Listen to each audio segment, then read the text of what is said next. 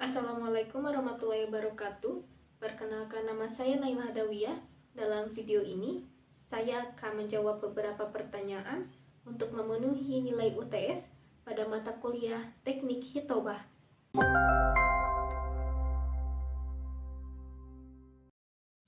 Pertanyaan yang pertama, apa esensi etika khotib menurut Imam Al-Ghazali?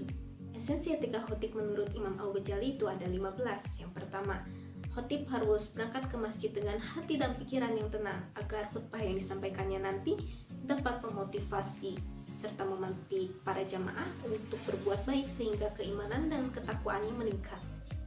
Yang kedua, setelah sampainya di masjid, khotib melakukan sholat tahiyatul masjid dan duduk penuh wibawa. Yang ketiga, tidak banyak berbicara dan duduk menunggu waktu khutbah. Yang keempatnya, melangkah menuju mimbar dengan penuh rasa hormat dan percaya diri.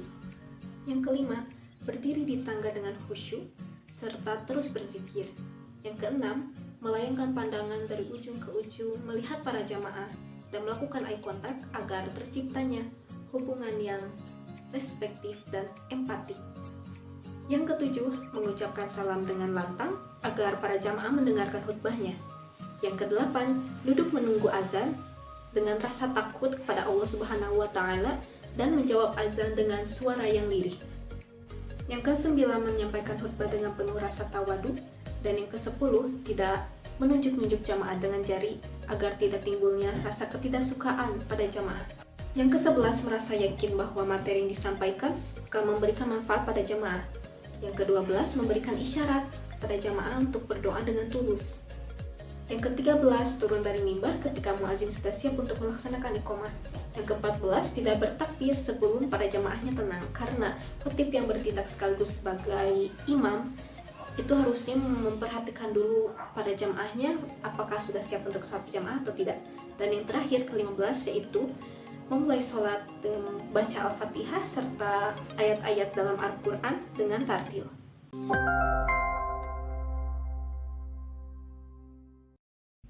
Pertanyaan yang kedua, apa saja unsur-unsur utama etika dalam proses kegiatan hitobah yang harus dimiliki oleh seorang khotib dan para jamaah?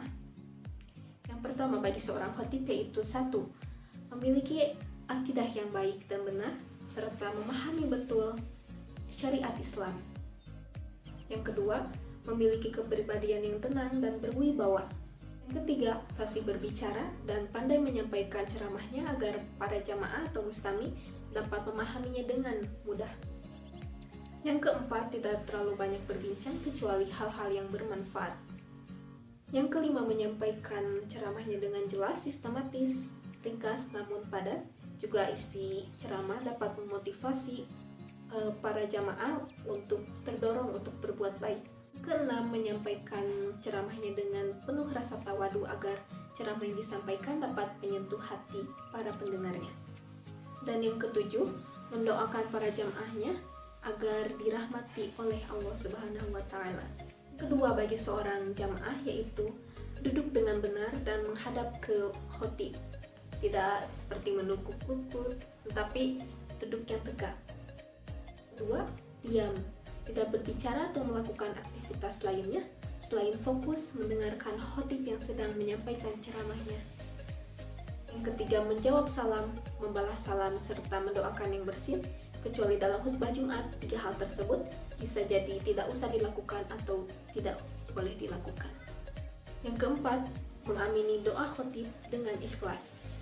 Yang kelima, berniat untuk mengaktualisasikan ceramah yang sudah disampaikan oleh khotib.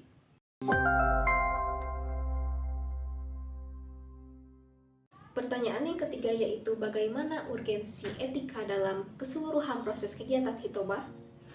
Kegiatan hitobah bertujuan untuk memberikan informasi kepada mustami atau jamaah sesuai dengan ajaran Islam, juga untuk mengajak mustami atau jamaah untuk mengikuti apa-apa saja yang sudah disampaikan oleh khotib atau penceramah.